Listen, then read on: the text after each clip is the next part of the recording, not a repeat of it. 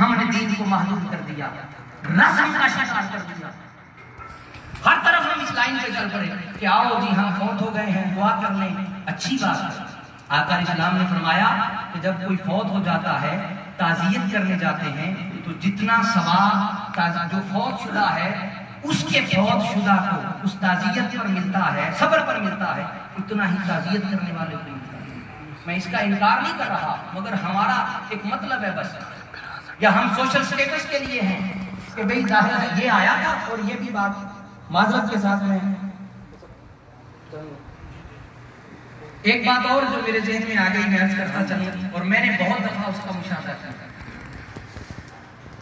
اور میں نے کوریا کے اندر بہت سارے دوستوں کو دیکھا، کوئی فوت ہو گیا کسی کا، اس کے لیے گھر پہ دعا کے لیے گئے تو دوسرے نے کہا یار میرے ابا جی فوت ہوئے سن تو وہ کیوں آیا سن؟ انا للہ و انا الیہ راجعون. ہم نیکی کا تصور ہی بھول گئے. انہیں میں نے پوچھا سا، میں نے فون کیتا سا، میرے گھر رابطہ کیتا سا، ہم بھول گئے ان چیزوں کو. بابا آپ نے ثواب لینا ہے یا دنیا داری چلانی ہے؟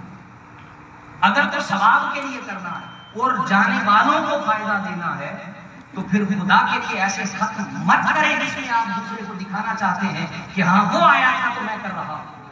لا حول ولا قوت الا باللہ. اللہ ہماری سوچ کو یہ شعور دے کہ دوسروں کو دکھانے کے لیے اتنا بڑا ختم ہے. اتنے لوگ آئے تھے، یہ اہتمام کیا تھا، وہ آئے تھے، یہ آئے تھے. ارے بابا آپ نے یہ فیس بک پہ ڈال کے دنیا کو دکھا کے ثواب نہیں دینا. ثواب اس کو پہنچنا ہے جس نے نیت، خالص نیت کے ساتھ ماں باپ کے لیے ایک اچھا عمل کرتا تھا.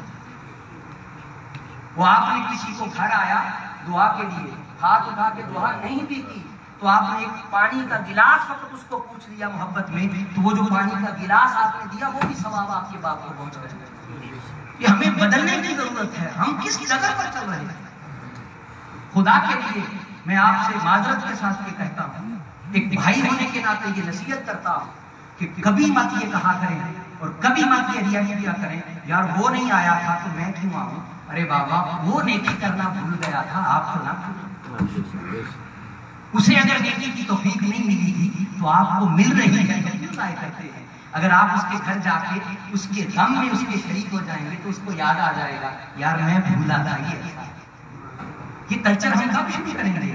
کبھی نہ کہا کریں اور کوشش کیا کریں کہ ضروری تعلقات کو نہ دکھایا کریں. رسم اگر کسی کی فوتگی ہو گئی ہے تو آپ ذرا اس تصور کو سامنے لائیں کہ جب کہیں آپ کو درد پہنچنا تھا تو تکلیف کتنی تھی، بس اتنا سوچا.